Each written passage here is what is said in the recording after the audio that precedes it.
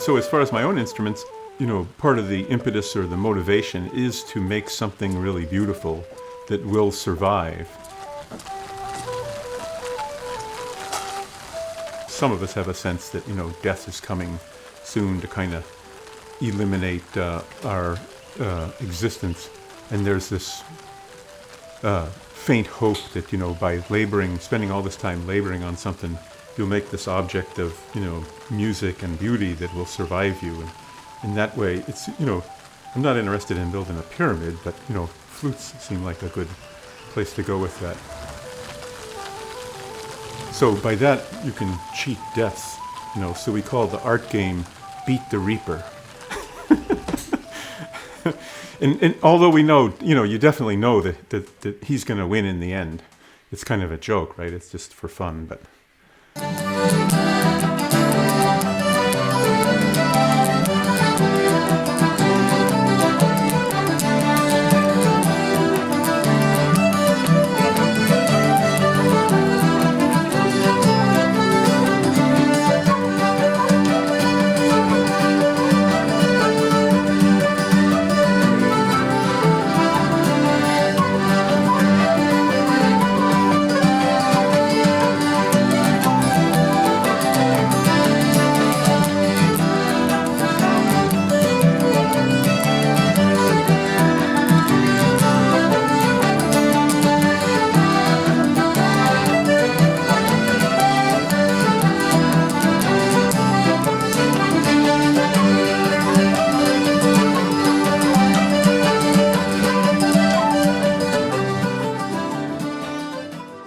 First, I had played the piano as a kid. I had 3 really bad piano teachers, 3 years in a row, and I had kind of gone at the guitar pretty seriously, and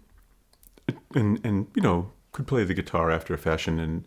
But something about those 2 instruments, and when I got to the harmonica, there was something about sticking something in your mouth that was kind of gratifying, like oral fixation, And the advantage of a wind instrument would be, for me, that I wouldn't be able to talk and play at the same time, which is good,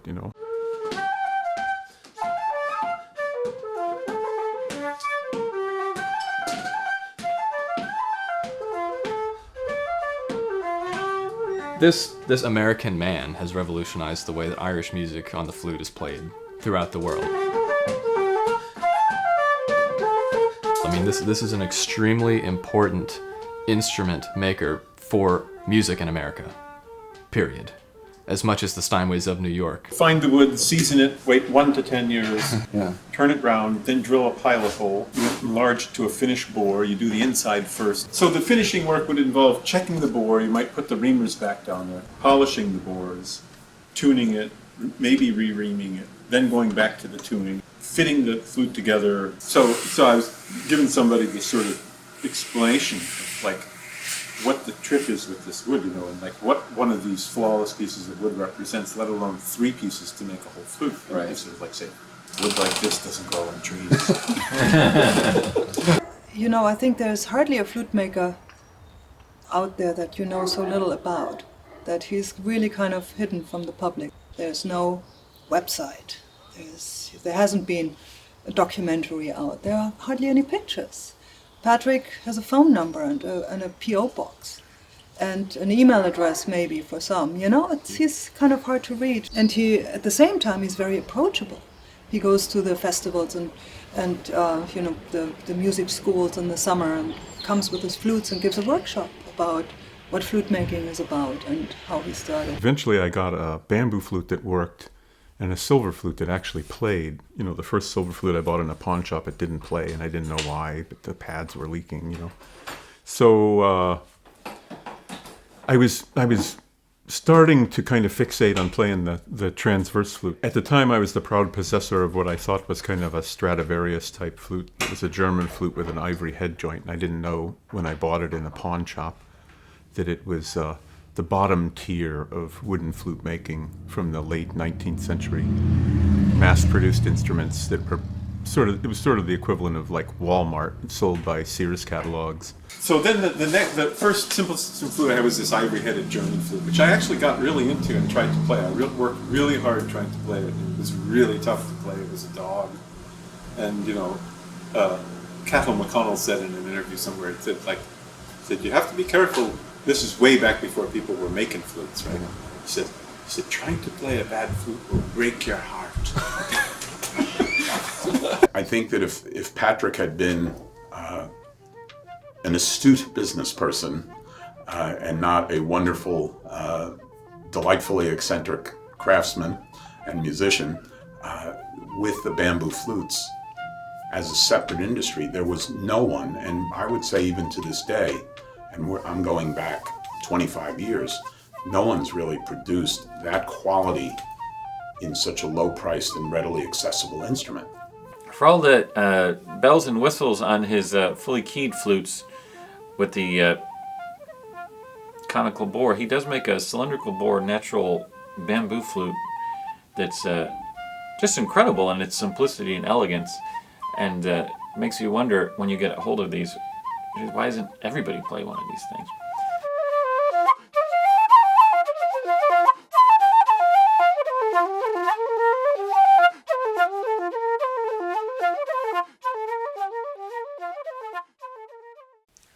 So while I was still in college, there was a guy, I met a fellow who used to sell bamboo flutes in the student union.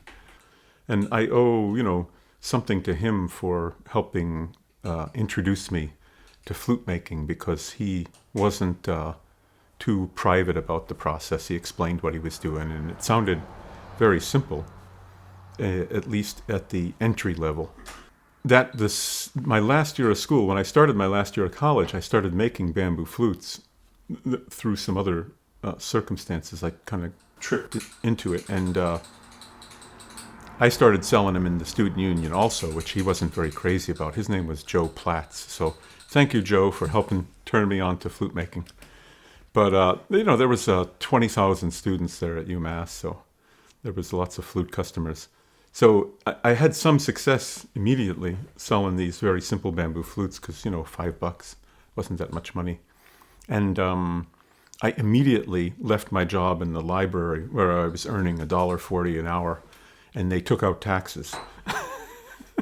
So I never went back.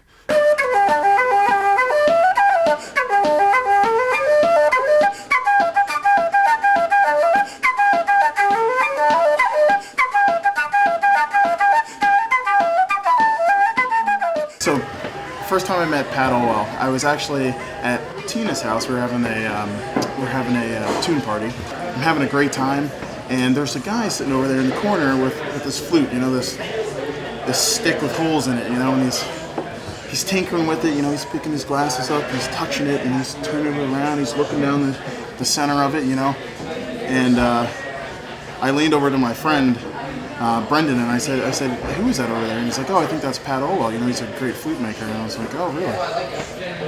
And so I walked over to him. I introduced myself. I said, hey, nice to meet you. I'm Josh Dukes. It's like, I'm Pat Olwell, and if anybody that knows Pat, as soon as you open the door, he will jump right in and just get in your brain and start doing this with it. Later on that night, I actually picked up one of his flutes. And one of the things that I noticed immediately, and this is being a non-flute player in the beginning, was that it's such a sensitive instrument that, you can almost cough over the tone hole and it will make a sweet sound. It's a true testament to his ability to make a quality instrument. And that was the first time I ran into Patrick, was that night at Tina's. I'll never forget that.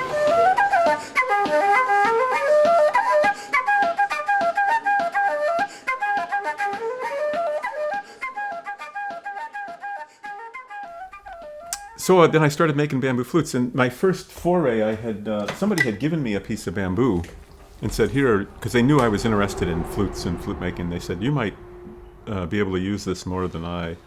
And I met somebody who just came back from South America, which was a popular hippie tourist destination in those days, 1975. And he was walking around in the student union playing the end-blown flute of Peru, the quena, with a poncho on. And I was fascinated because I'd heard these flutes in recordings and they had a great sound. Paul Simon had popularized that music in a recording. And So I asked him if I could look at it and draw a tiny sketch of it, you know, and he looked a little dubious at first, but then he handed it over. And I grabbed a pencil and a piece of paper, and I located where the finger holes were and how wide they were and how long it was. And I took the drawing home to where I had this piece of bamboo, and with a hand bit brace, I tried to drill holes in the bamboo. And the first one I tried split the bamboo, and then the second one split the bamboo, because it turns out you need a machine drill press. So I made this extremely primitive bamboo flute, which I still have 35 years later. And I actually got it to play, and I was very excited. Maybe it still plays. I don't know. I haven't played it in a while.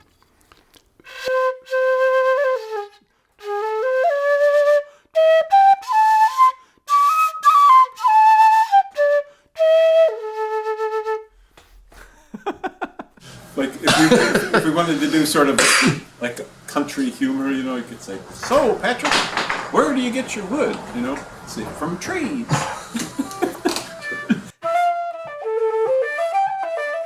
I'd never seen the wood from which my flute comes, and Patrick said, "Oh, there's, you know, some blackwood over there. Do you want to check it out?" I'm like, "Okay, whatever, a piece of wood." And I went over, and I mean, this is so stupid, but I didn't realize that blackwood wouldn't be black on the outside. Of course, the bark was reddish brown, and then the heart wood, the bit around the, you know, in between the bark and the meat of the tree, was also like this reddish brown. And then once you get to the center, it's black. It's this color. Like, this is not paint. This is the color of the wood. And then Patrick said, "Go ahead, pick it up." I mean, it was maybe this much around, this tall, I don't know, about like that. It was like a stone. So here's African blackwood in the raw state. Here's a log. It's actually not an ebony, it's a rosewood. Dalbergia is the rosewood family. So it's actually black African rosewood. So now typically we're buying squares instead. Here's one that's had 4 years to dry out. Getting nice and stable and dry. So we start out with a square now, because we decided it's too much work to cut up the logs unless it's cocos or boxwood. And then we would turn this round, like this, get a round dowel. This one got turned a year ago. There's a variety there from like 05 to just last week. And then the next step is to drill a pilot hole down it, like this. We drill a small hole all the way down the center with a special drill. And now, once you get it down to these dimensions, it can move and dry out really quickly and easily. Then we would start enlarging this hole into the flute body to cut the shape with our reamers. And then turning this down closer to flute body dimensions. Here's like for a keyless flute body. So if we get to this stage without any flaws or imperfections, we can kind of predict that it's going to be an almost perfect piece of wood. Yeah, you might pay $25 for a piece of wood and be seasoning it over a period of several years and have to throw it away. So.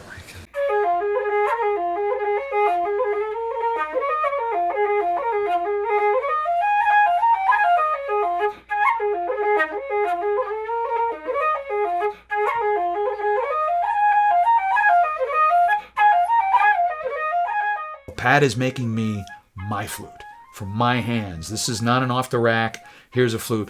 This went back and forth like 3 times. And Pat, I want this tweaked. I want this done. I need my hand here. My finger works a little bit like this.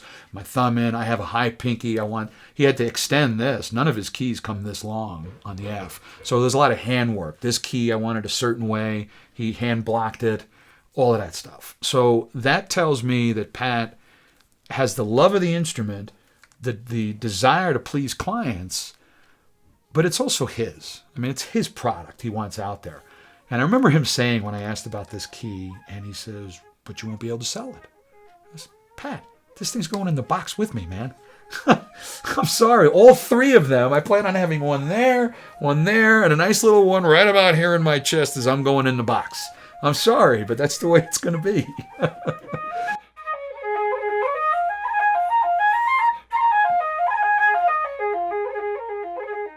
I finally acquired a silver flute to play, and that was fun because it was so easy to make music on.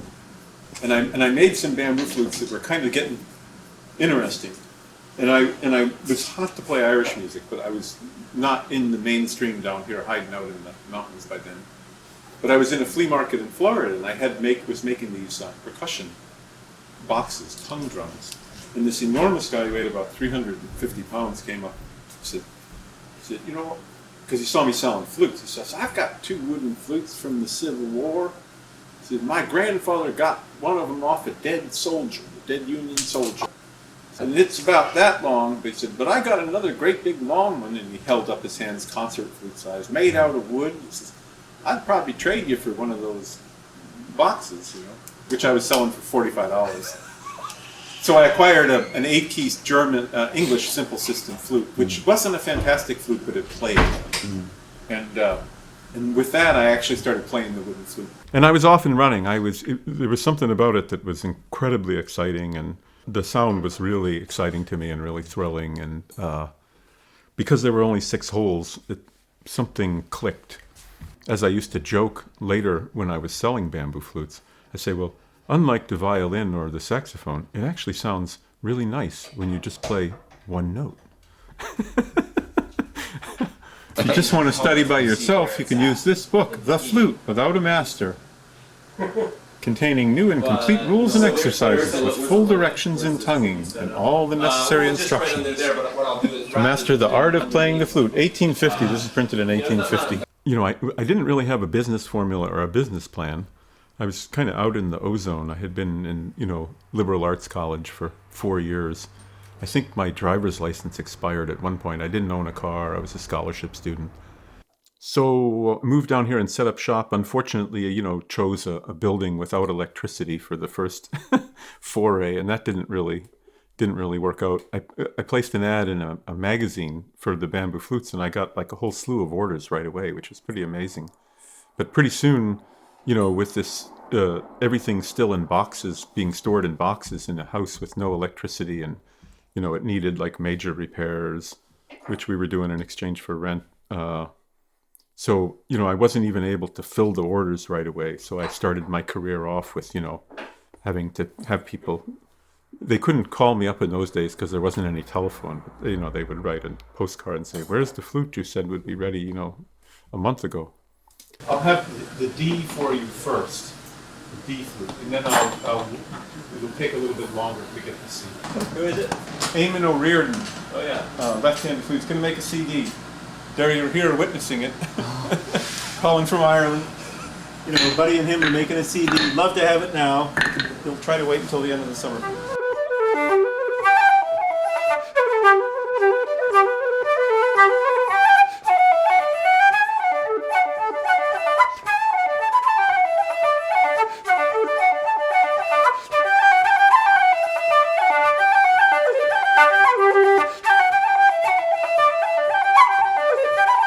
But I met Pat. I was playing. We were doing a sound check on the main stage, and this guy with a little goatee came up, and a very softly spoken, pleasant man, and introduced himself. And I said, "Oh, I said I was just playing one of your flutes there about 2 months previous to that," and I saw it as a sort of a natural progression of fate.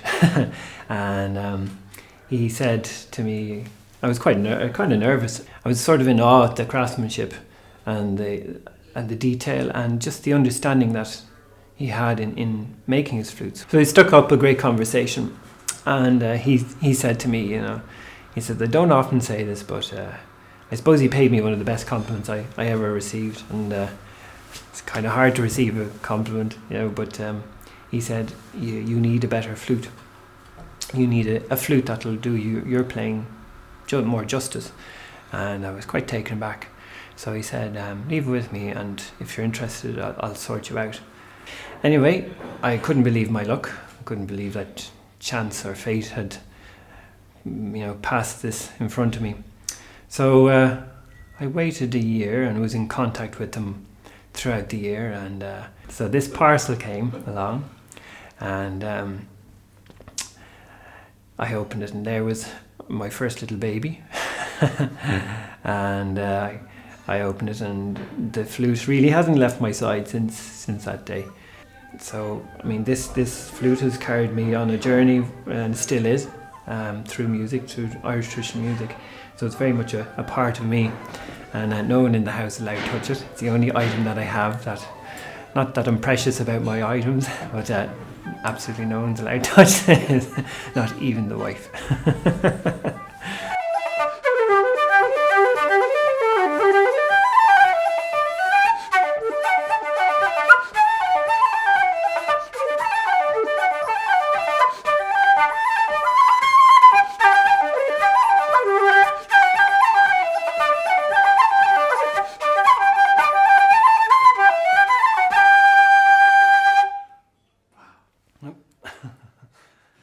Pretty soon I was married and had one son and then two, so it changes if you're single and suddenly you're a family of four.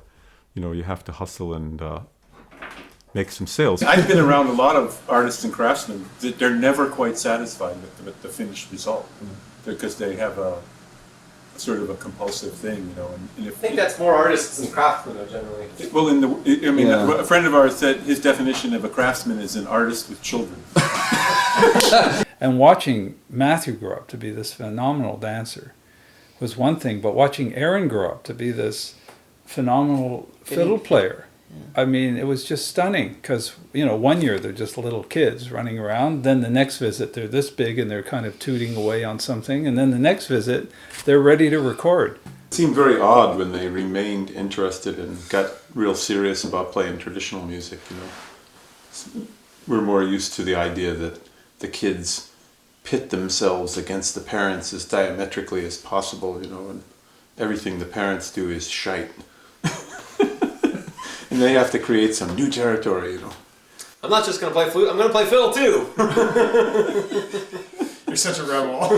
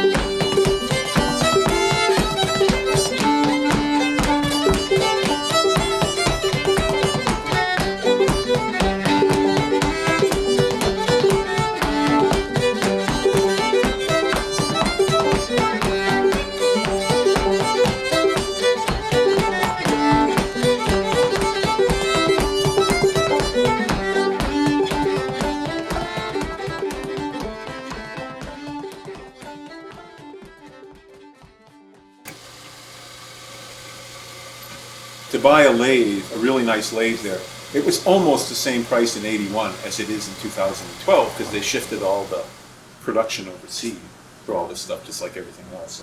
So to go out and buy tools, you know, brand new, equip a shop was unbelievably expensive. I had the audacity to imagine that, like, I could make these some wooden flutes. You know, I had no training, no tools, and no money. Slight disadvantage. But I had a copy of this book called The Amateur Wind Instrument Maker, which had come out, a professor at the university in Massachusetts had published it. And it explained how to make handmade tools, and he had drawings for a Baroque flute and a recorder. And he made it sound easy. Like I could show you this blackwood log, and you could say, so how do you turn that into squares, Patrick? And I would say, easy. And I set it on a stump next to the back saw, bend saw, and I go, hi-ya! Split it with an axe. Samurai flute maker. So it was quite an idyllic scene in those days, but it was very, very simple, and they lived an extremely simple life. And I think another element of Patrick's whole sensibility around music, and I think looking at it today, one of his greatest strengths, he never had the money to buy fancy equipment. He didn't have a university the way some other musical instrument makers, I understand, had university equipment and things like that. And he literally could only make what he could make with things he picked up at auctions, at country auctions, equipment, lathes and things like that. And so there was a whole sensibility that he would only make what he had, the stuff he built himself or the stuff he found at these country fairs. And I think that's absolutely ingrained in his work and in the quality of his work and what gives it that incredible depth to it. It didn't come out of a fancy, expensive lab somewhere. There was somebody in our roofing crew, and we went to pick him up one morning before we drove up to the top of the mountain to put cedar shakes on these houses. And I noticed under his porch was an old wood lathe sitting there. And I said, and I said, hey, I'd love to borrow that. Would you be willing to loan that to me? He said, sure. So I acquired a lathe, and within a month, by accident, some friends needed a place to store their tools because they were moving. So I immediately acquired a bandsaw and a drill press. So I got all 3 tools within a 30 or a 60-day period for nothing. And a jeweler friend lent me his very expensive rotary drill, which back then cost a fortune, a Fordham tool. And so by accident, I had the tools that I needed. And I went bananas. Having Patrick as a friend is in another way wonderful because you can talk a lot about astronomy, astrology, science, people, sociology, politics, philosophy. He has a wide spectrum of interesting things he's interested in. And Patrick's so unassuming, but he's a really smart guy. I mean, he's always, if you talk to him, he's interested in all these things. He's researching, I don't know, so now it's archery, Okay, so you go, this is like, wow, look at my bow, look at this. And he's reading in depth all these incredible things. He's a very deep person. Hunching over the bench and getting cramps in my shoulders and back, it's important to stand up and take a nice stretch. Interesting.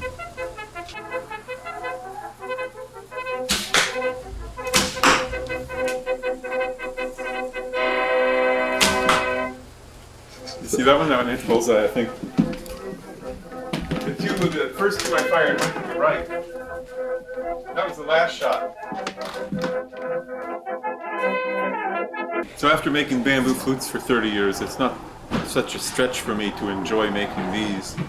This one is turkey feathers, the striped one, and this is goose feathers. Put them on with glue and then tied this thread on. And how long's our waiting list? There is no star worshipping about Patrick at all. I've met the man. He's just very unassuming, very bright. He's a genius. He has to be a genius and a very dedicated one to produce an instrument like that so consistently. But you'd never know it. I mean, he's unpretentious. He just doesn't come across as Mr. Flute Maker for all the famous flute players in the Irish music world.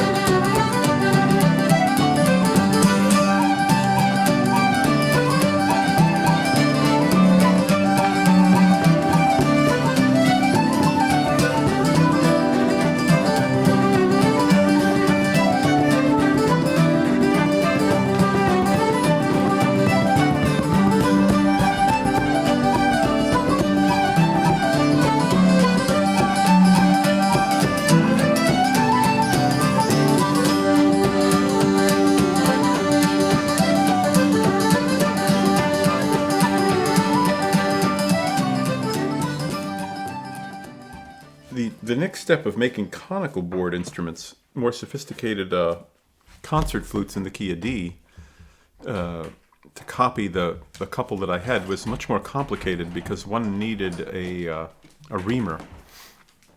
And without a metal lathe and without the training to make some tools like that, it was sort of confusing. How was I going to get there? And I read in a book by Anthony Baines, Woodwind Instruments and Their History, that 18th or 19th century Scottish bagpipe makers had used bayonets to make their chanters with a tapered bore. And I had just seen a bayonet in a junk store 10 miles away that, because it wasn't Civil War and it wasn't collectible, was only $20 instead of $100 or $150. So I went back and I bought the bayonet and I measured it, and lo and behold, it was almost the exact right measurements to make a conical bore on a concert flute. And I thought, well, that's certainly a very odd coincidence. Another unique coincidence was that I was relatively close to probably the largest collection of old historic flutes in the world, 1,600 flutes in Washington, D.C. At the Library of Congress, a physicist in Ohio had started collecting flutes around the turn of the century when he was still young. I think he had a bit of money, so he was able to amass quite a collection. The curator was super friendly. It was great.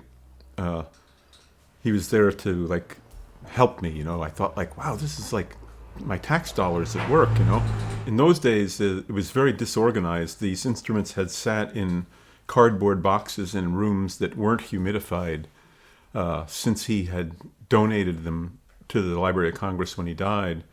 And so a lot of them had cracked and the pads had fallen out. So I learned that you needed to go up there with pads and rubber bands, and you couldn't use masking tape. You had to use drafting tape that was non-acid to sort of get one of these instruments airtight so you could try it out and see whether it was worth copying. So I made, this was the fourth wooden flute with a conical bore that I ever made, which is a copy of a Baroque flute by Stainsby Jr., an English flute maker around 1720. It's a real famous flute at the Dayton Miller collection. And I made a almost replica of that, and that was pretty exciting because it turned out that it played. So yeah, when people ask me, how did you learn how to make flutes? I point at these and I say, from these guys. These represent just Rudel Rose flutes, just a portion of our flute museum here. And some of the drawings that I've made of Rudel Rose flutes, I have over 40. So I'm beginning to get a sense of what they were up to over the 6 decades they were making 8-keyed flutes. And I was lucky enough to inherit a vault, which I'm not so worried about the security, but this is a wonderful place to keep flutes humidified in the dry season because it's lined with concrete. So it kind of stays 60% humidity year-round, which is pretty incredible. Now, you can't look over my shoulder when I'm doing the combination. I have to hide it from you, so I'm going to turn away. So these top 2 shelves here, this is a part of my flute museum. Several Rudel Cart Burm flutes. A Thomas Prouse flute made out of ivory that I'm restoring. Ivory and silver, lovely stuff. Not very practical, it's too heavy. Oh, here's a lovely American flute made by William Hall and Sons. That's a nice one. There's a guy who was employing his sons. Here's an amazing Clinton flute. I was thrilled when I acquired this and put it back together so it would play. It's a pretty nice flute. I can always tell when the fellow who made the flute was a flute player. It has that extra pizzazz. It's pretty exciting to have a 200-year-old flute that's still in such exquisite condition. So, I'd definitely be delighted in trying to keep them in that condition so that somebody 200 years from now can also enjoy them. I went to visit Patrick a couple months ago, and I walked in and there was this young man in the shop, and I thought, wow, Patrick has a helper and I didn't know about it. And then I realized it was Aaron. He was like, oh, wow, yeah, that's right. I heard Aaron was working here. Isn't that great? I think it makes Patrick really happy to have his son working in his shop. I think the best thing that Patrick's ever done, and the thing that will outlast a lot, is Aaron. You know, the fact that the next generation is going to be as highly accomplished as his father. Right? You know, you're talking about Amati and Amati's sons and the Guarneri and Stradivari. You know, those people had sons who picked it up, and to me, that's what I think is remarkable. And when I talk to Aaron now, I see it. I feel a sense of connection that Aaron has now with Patrick, and a sense of pride that Aaron has now.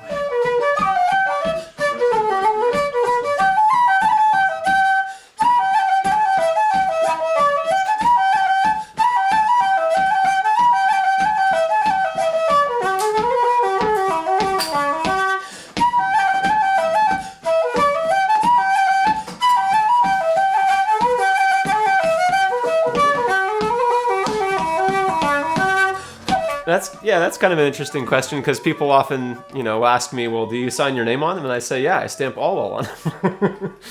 And as far as, the issue of, getting credit and this and that, and, I feel like I've had a great situation here where from the point that I started working a little more independently from my father, on flutes from start to finish on my own, and not working on parts of flutes for him, that was a very fundamental change in our working relationship for the better.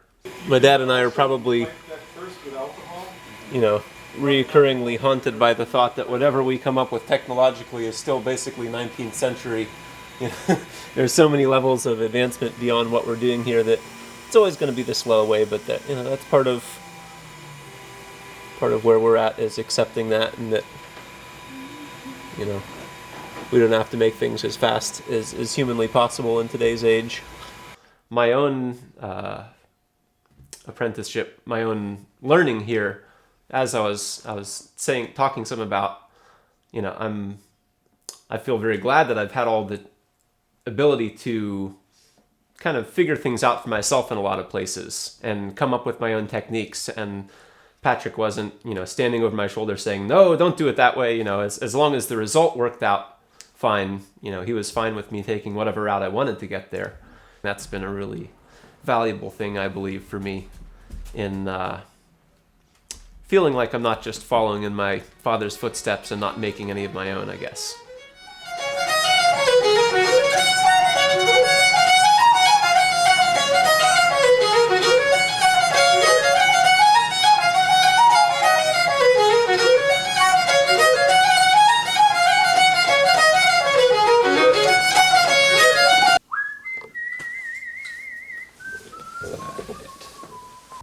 I was picking up some things from books, reading Fine Woodworking magazine, and sometimes books on machine tools and things like that. But I didn't have a metal lathe. I just had a really simple wood lathe. And I didn't have anybody to tell me how to do stuff and what to buy. So it was a really gradual process, maybe over a period of about 5 years, to learn the basics. Stuff I could teach people in 6 weeks. It took me 5 years to learn. How inefficient. Ah, well. So, you could say the most frequently asked question, one of the most frequently asked questions is, how do you know where to put the holes? And after a while I got to saying, we don't. It's not mathematically calculated, but there's a lot of we're using the old instruments to start with, and then it's mostly trial and error, rule of thumb, rather than a mathematical formula. Lovely. So that worked.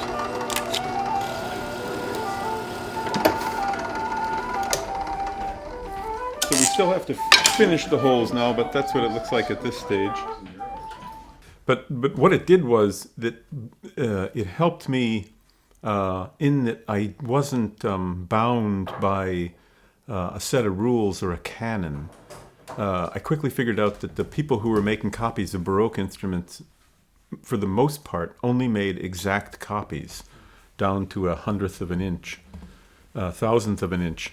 And I wondered about that immediately because at the Dayton Miller collection, for example, there's 3 flutes by G.A. Rottenberg, and they're not the same. They're not the same dimensions. And in fact, they're quite a bit different. So I thought, well, if this guy made flutes for 40 years and they're not the same, why would you pick one and make 1,000 of that flute, all with the exact same measurements? That seemed kind of rigid to me. And these historic music people were telling me about these rules, and I realized I didn't have the same reverence for these exact measurements and these rules. So I started, thinking of myself as kind of belonging to the heretic school of flute making.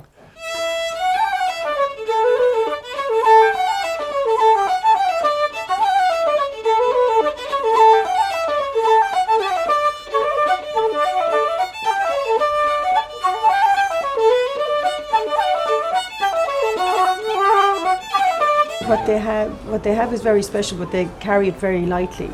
I consider them both just fantastic artists, and it's okay. The making it's a craft, I suppose, but there's a lot of artistry. I just think the way they operate, that they are pure artists.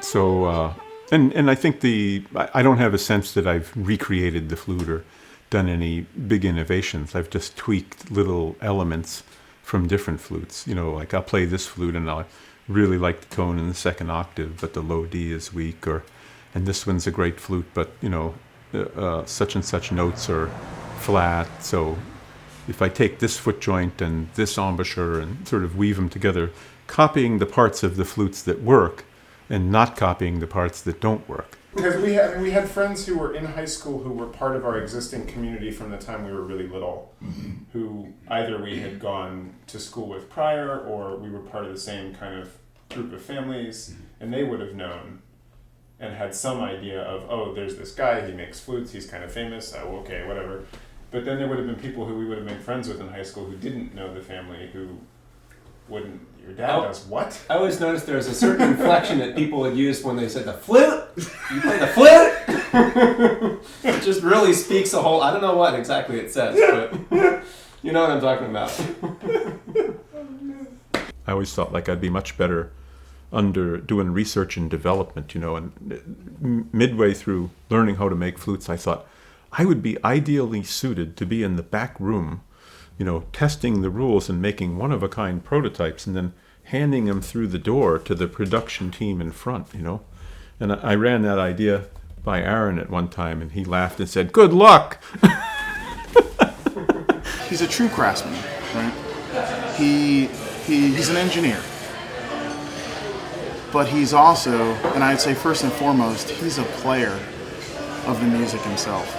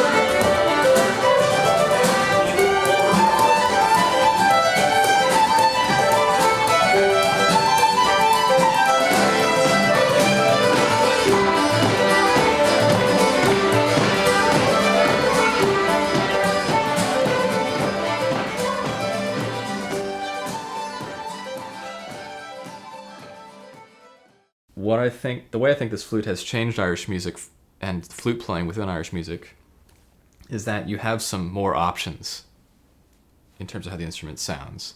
So you can absolutely get that gritty. I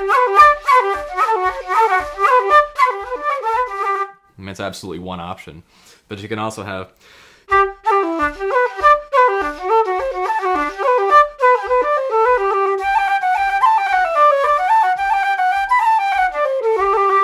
like that cleanness can be there as well. So you have just a wide grading of options that this instrument allows that certain older instruments don't, and certain new instruments don't.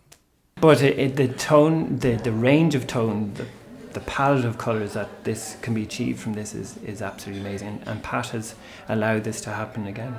Thank God. When I played that Patrick Olwell flute, it was so bright and so responsive and so easy to fill and easy to play that I just, well, what can I say? It's very likely that God's flute here will play better than any rudel mankind has ever witnessed. It's possible. It'll do anything I want it to, and even things I haven't thought of. And it does it with no effort at all. Well, it's lunchtime at the flute shop. It turns out that your bandsaw is a wonderful tool for cutting this extra moist loaf of bread, which doesn't really like knives that well. Lovely. Lovely. Would you like yours thick or thin, Jim? So it's possible to make keys one at a time by hand forging and fabricating, but it's enormously time consuming. So it's much easier to make a prototype and get a mold made. This is a silicone rubber mold, and then by lost wax casting you can cast keys. The way that works is wax is injected into this mold at a high temperature, and you get this made out of wax, and you sprue these together and put them inside a material like plaster. You burn out the wax, pour in liquid silver, and you get keys that way. It's not so easy as just taking the keys and then putting them on the flute, because they arrive from the caster what's called dead soft, and they're not much use, even though they're sterling silver. They're so soft that you couldn't use them for keys, so then you have to either work harden them by banging on them with hammers, or you can heat treat them and make them stiff that way. And if everything works out right, you end up with a nice key that's the right thickness. Has to be exactly the right dimension there in order to fit the blocks on the flute. Most of the wind instrument makers that I know are using more modern machine tools. They're working exclusively with a milling machine and a metal lathe. Most people don't turn with hand tools. Aaron and I make wooden flutes turning with holding the chisels in our hands on a wood lathe. Mostly it's not faster, but it's more fun.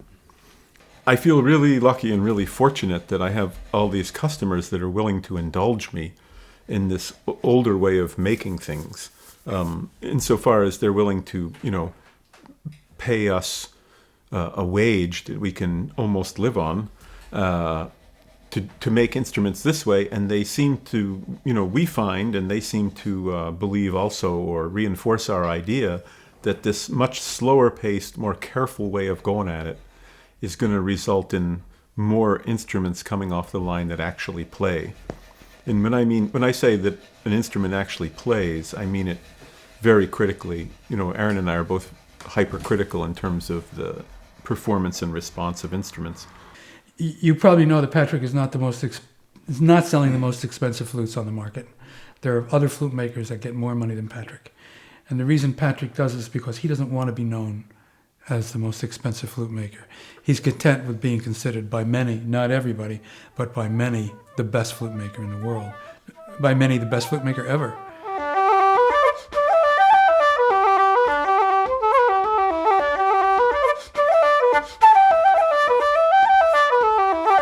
He came here a short time afterwards to the summer school, the South Sligo Summer School of Irish Traditional Music in Tubbercurry. And he came into a pub that I was playing in, and he introduced himself to me. And I said, I must get a flute off you. That's how I met him for the first time.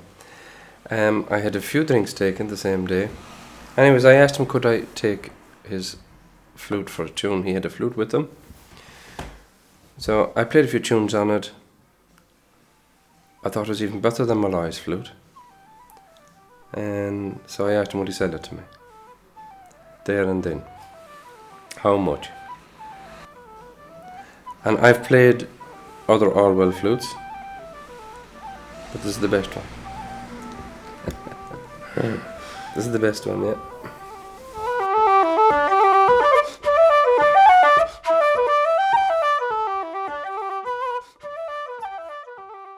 So Aaron was nursing. He was about 2 when we went out to Davis and Elkins College for the first time. They had a 6-week-long summer workshop series, and they had a kind of Irish week already organized that Mick Maloney was the the coordinator for.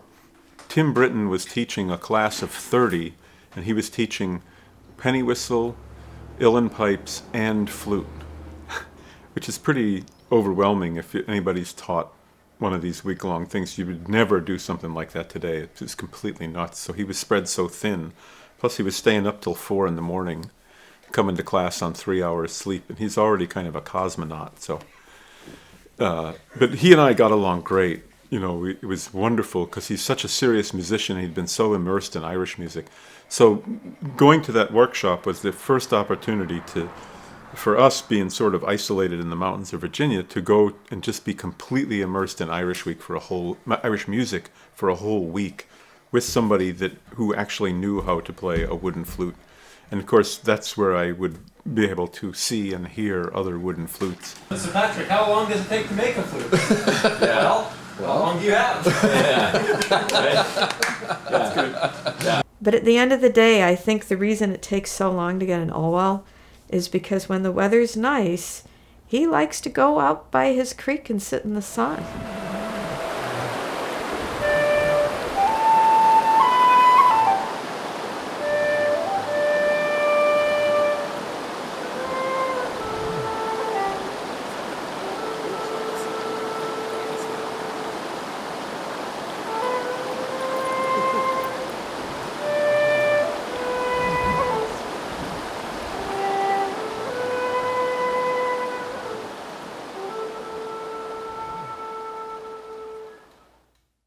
Oh, and then eventually Seamus Egan showed up and was teaching banjo, I think.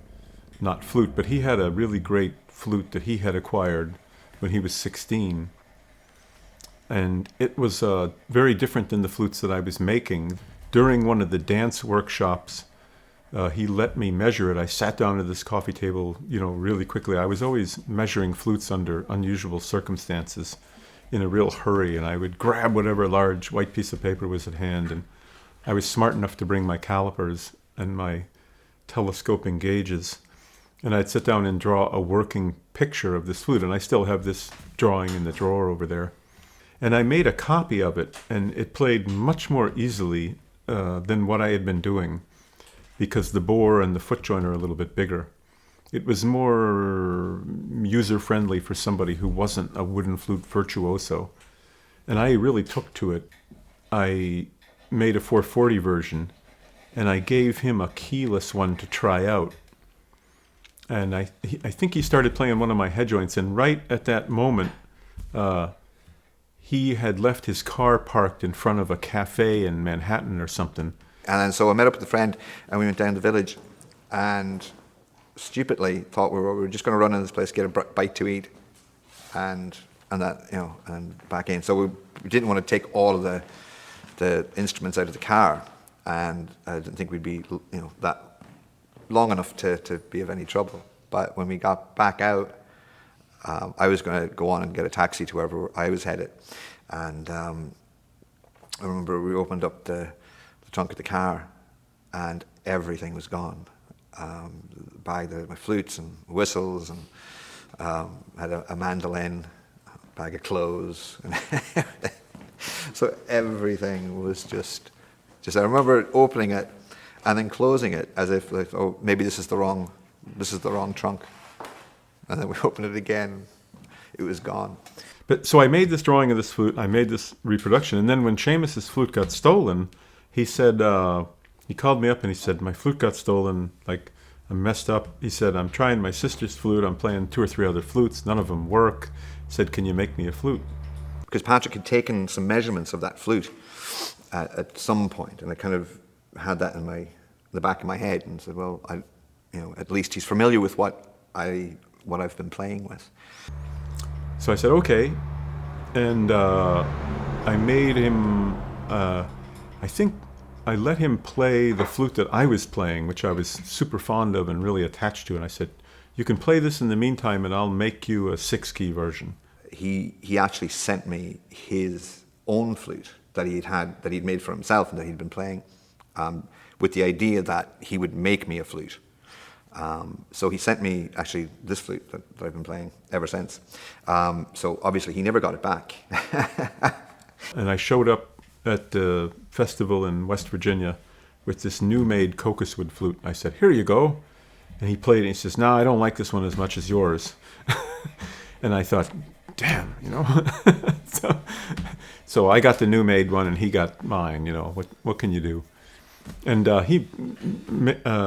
it was really exciting to see him play that in concert after that. There was something really special started going down with making instruments for people who could actually play the music. Flutes it's an immediate thing. They either work for you or they don't. And basically my whole life there's been 2 flutes that I've been able to play. The one that got stolen and Patrick's one. Seamus was the first person playing one of my flutes that like a lot of other people got to hear, and people started calling up the shop and saying, I heard Seamus Egan play the flute last night, and I was completely freaked out and I want to play.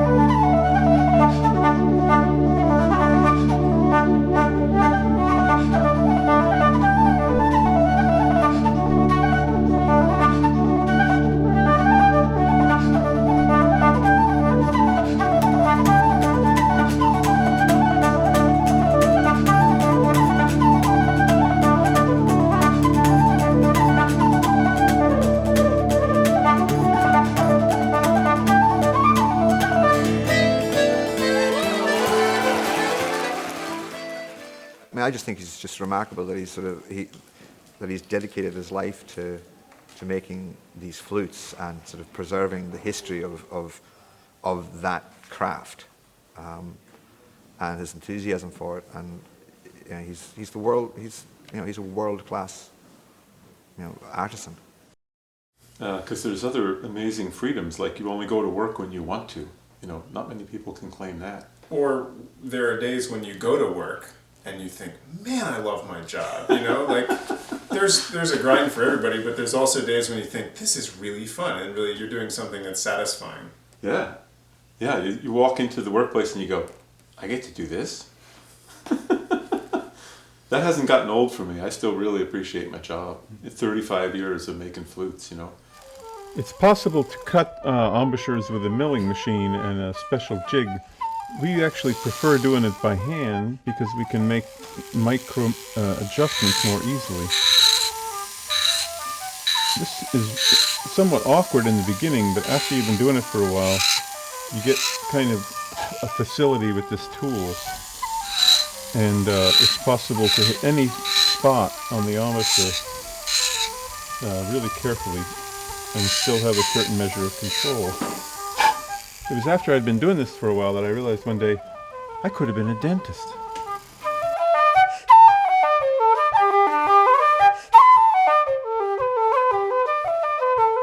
And I've found over the years, if I meet somebody who's an Orwell flute, I can pick up their Orwell flute, and there's great consistency of quality. I can pick up their flute and get the same sound out of theirs virtually that I can get out of my own. And I don't think there's many flute makers who could boast that. I feel very fortunate to have such a good instrument, you know, and I don't know what I'd do without it. I'd be lost without it. I'm also conscious that we're quite privileged to work with these amazing woods like African blackwood, materials like fossil ivory and sterling silver. You know, when you have the finished object and you look at it, it's just incredible. He was an incredibly embodied kind of musical maker, in the sense that he embodied material elements from wherever he could get them, and it always excited him. Oh, I got a piece of this. How does that work? How could I put that in? The old ivory. Of that. Yeah, he got old pieces of old ivory, and suddenly he learned how to. That ended up in his flutes. It's fossil ivory dug up out of the tundra in Alaska. 20,000-year-old ivory. It's from an extinct animal. I took out silver and started melting it and banging on it, and I didn't exactly know what I was doing, but it's a forgiving enough medium, being able to melt and move and shape it like that, there's something really liberating about doing that after working in wood, where once it's gone, it's gone. Not to be insensitive or anything, but how are you about talking about how you injured yourself? Fine, and I managed to come upon my father while he was working on the wood lathe, unbeknownst to him. And at that age of 18 months old, when you experience everything, in the tactile way first, I saw the gear in the gear belt and decided to figure out what was going on with it. And I learned. So Aaron was crawling around and stuck his fingers in a V-belt. And Patrick said, there were the tips of the fingers lying in the sawdust. We had to go through the sawdust, grab the fingertips, grab the kid who was bleeding, and take him to the hospital.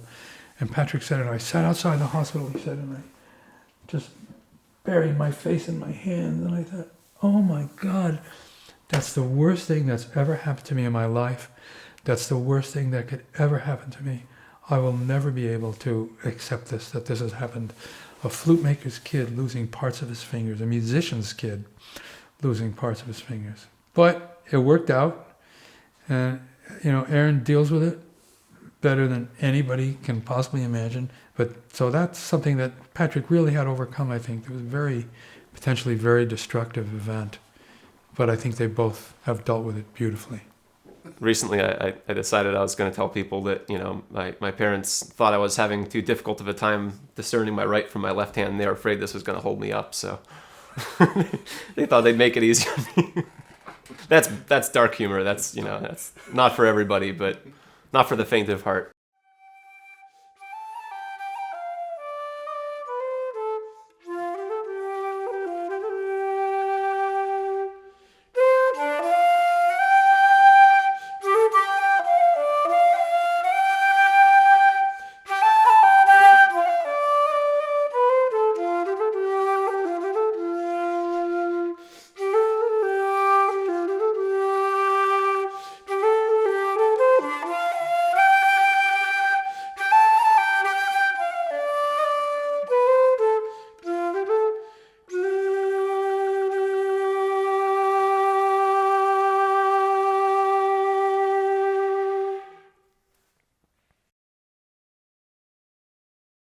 I finally got to the point where I needed to go to Ireland. I'd been to the week-long Irish week at Davis and Elkins and decided that I had graduated. And I'd heard for several years then, I'd heard about the Willie Clancy Festival and Willie Week, this and that. And, I knew one person over there, a passing acquaintance, a friend of a friend that I might visit near Ennis. And back then, this was before the era of easy credit, and flute makers didn't qualify for credit cards, so I think I charged a plane ticket on my friend Stephen's credit card that he had the shop downstairs, and I was off to Ireland.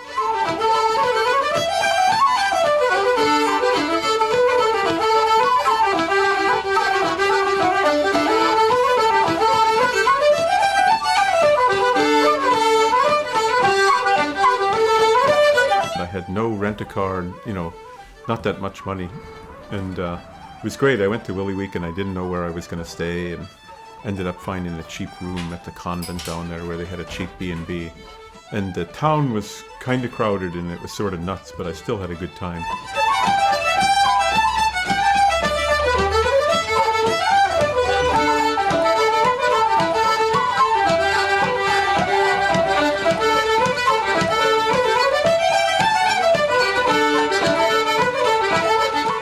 You know, usually I could only afford to be away for 2 weeks, but I packed a lot of music into those 2 weeks, going out to sessions at these small festivals every night, and met a great array of the older set of musicians.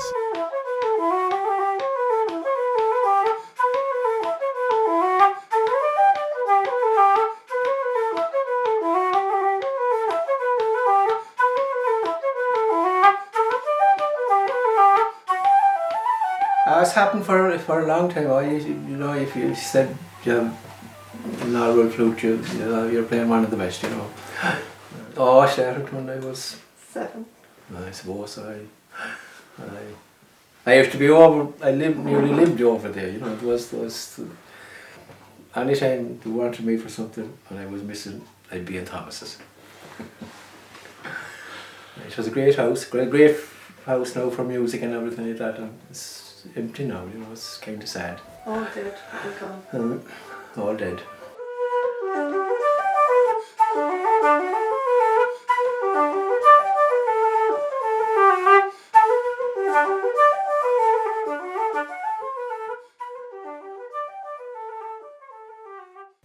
There was something different about the culture with how seriously they took music and musical instruments. It was just like normal people, like not artists, thought that, you know, musical instruments were special.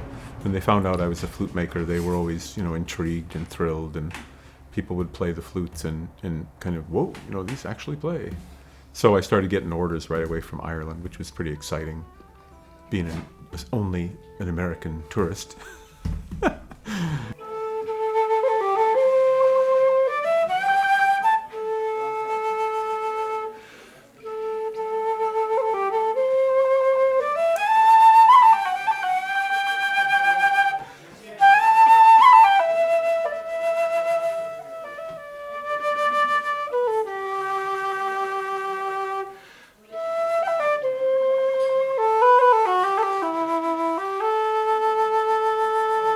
I think it was my last night in Ireland. I was trying to get a chance to hear Kevin Crawford, who was just starting his career, and I heard a lot of great stuff about his flute playing. So I went to the session where he was playing in E flat back then. The session was in E flat, and I think I did have an E flat flute with me, but they were kind of playing at a level that was beyond me, so I mostly just listened. And there was this fella sitting in the corner playing along on an E flat whistle that was kind of drowned out, of course, because it was a generation whistle. And I sat down and chatted with him, and he said, yeah, he had an E flat flute with him, but it wasn't very loud or something. And we talked for a while, and I don't remember the details, and I don't remember why, but for some reason, I think since I was going home and I was so bowled over and amazed and thrilled by the music I'd heard that couple of weeks, week and a half, you know, in that sort of crest of that wave of euphoria, I gave him the bamboo flute that I had with me. I said, here, take this, because he played all kinds of flutes besides concert flutes. And I said, here, take this, you know, you can have this for a present. And he was like, wow, he's thrilled, you know, because he realized right away that it was one of those instruments that actually played. And his name was Brian Finnegan, and I think 6 months later I got a letter from him in the mail saying, like, that was a pretty amazing flute that you gave me.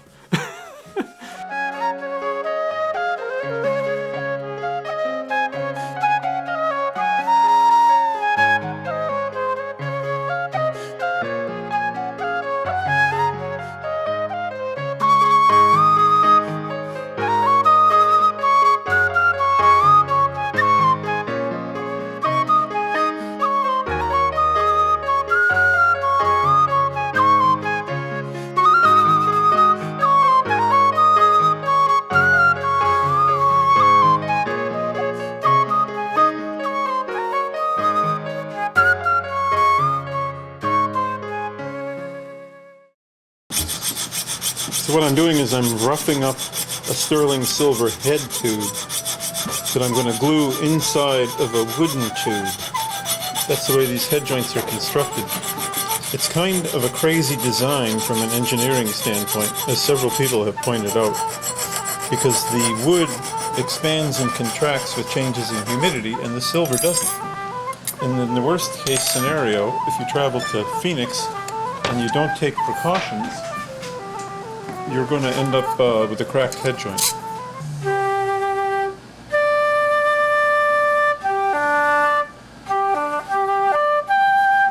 And if I don't know if you've been in a shop when he's been tuning a flute. I've been in a shop on some of my visits, and he'll stand in front of the Peterson strobe tuner for an hour tuning it, terrifically focused. He could have been a great dentist. I really like this tuner because it registers just the slightest sharpness or flatness on the wheel in a way that other tuners with a needle don't. It has advanced technology of vacuum tubes. When I'm tuning a flute, I usually start on the first G. Then I hit the second D and the second G to sort of establish a G triad.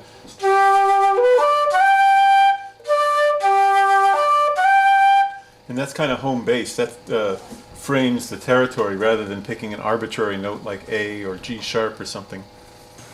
We have this wonderful modern microphone. Do you read me? Do you read me?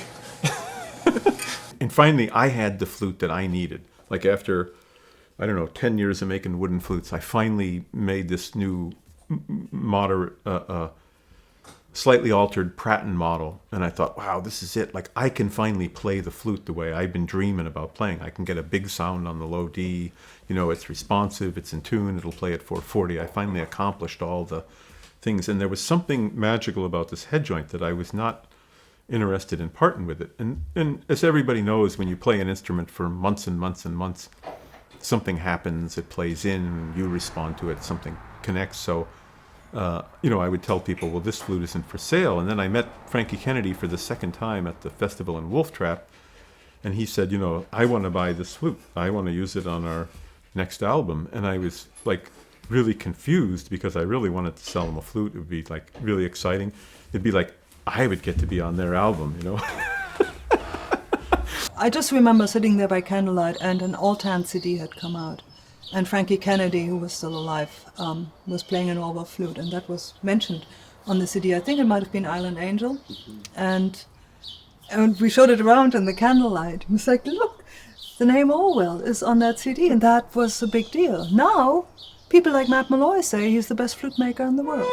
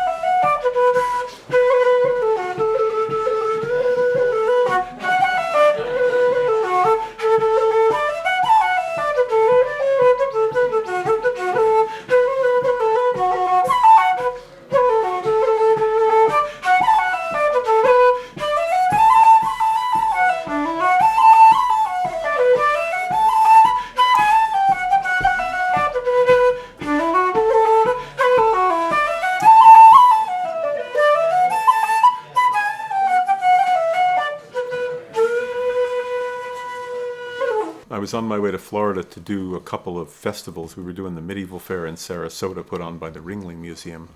And I had a friend who had one of my flutes in Gainesville. Larry Reeves was a great guy. He knew I was coming down, and I told him when I was coming down, and I was traveling with Matthew and Aaron.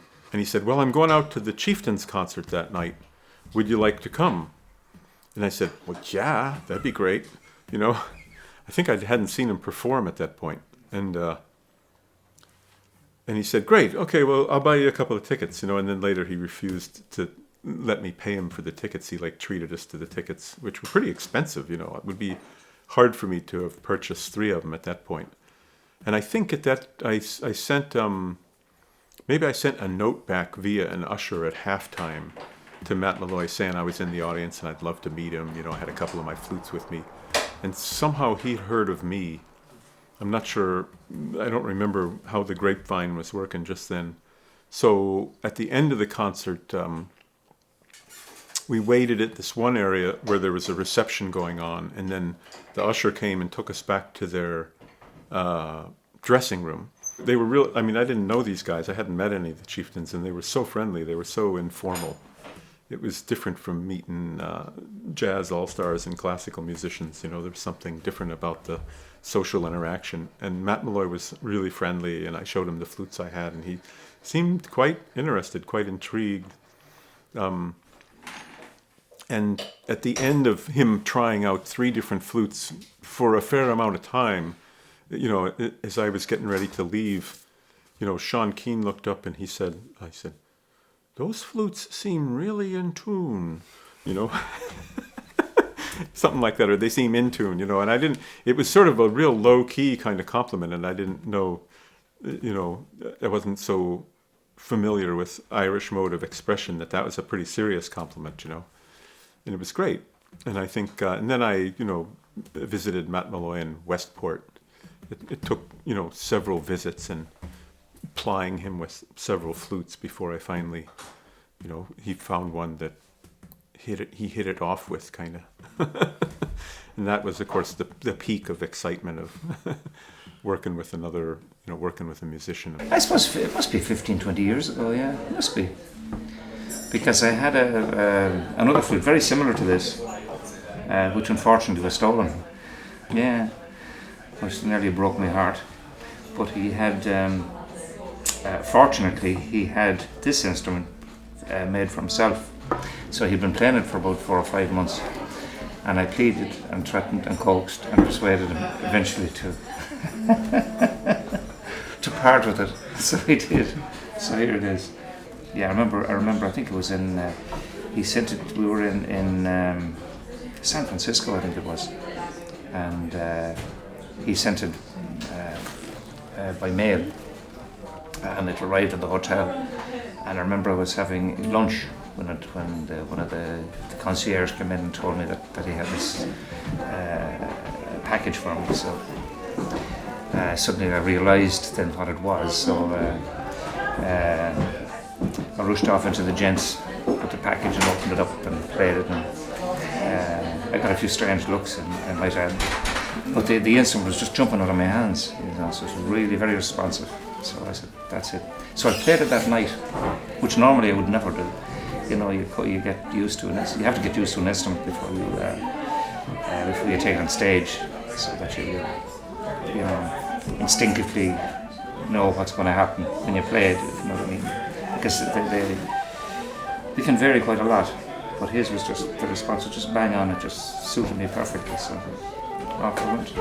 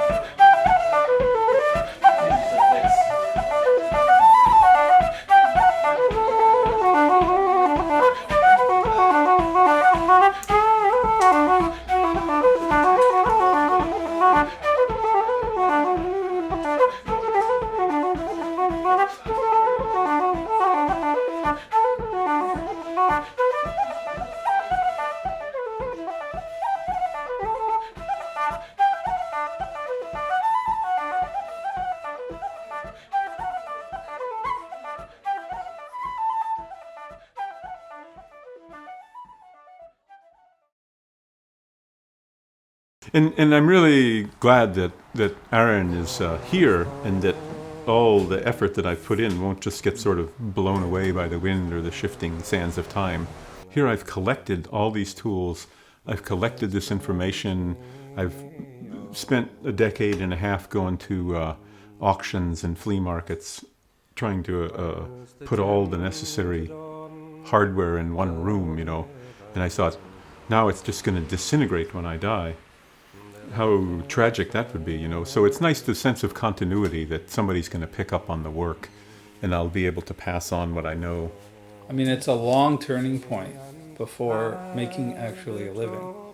I mean, compared to other careers with that much investment, that much expertise, that much involved. 10 years at least. Yeah, I mean, there's again, local, gradual, accumulated, slow, you know, build up. The fact that he persisted is part of his story too. I mean, lots of other people would have cashed in. If you look around the shop, you find little bits and pieces of flutes that he didn't like. And some of them I took away with me to bring here. Olwell rejects. You know, I mean, if we had a Stradivari reject, it'd be worth a lot of money. And my feeling is we're dealing with the flute Stradivari of the 20th and 21st century. There has been nobody like him.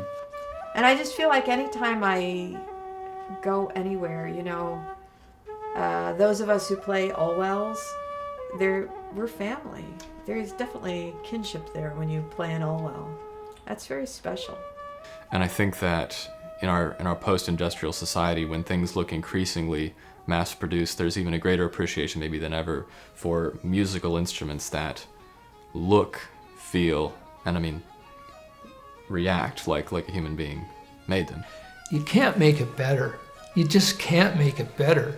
You really can't. And so he's come across to me as someone who's, you know, dedicated to just doing that.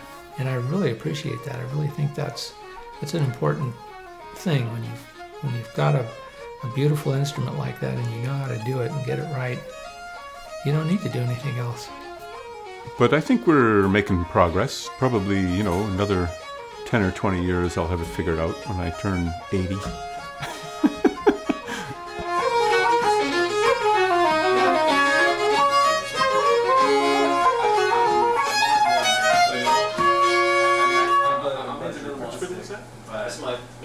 That's the one you're working with. Yeah. Cool. Yeah. Just check the tuning. You think you're on pretty close to the C sharp? I know. I tuned to this violin player playing at Baroque pitch, so I might actually be closer to actual Baroque pitch.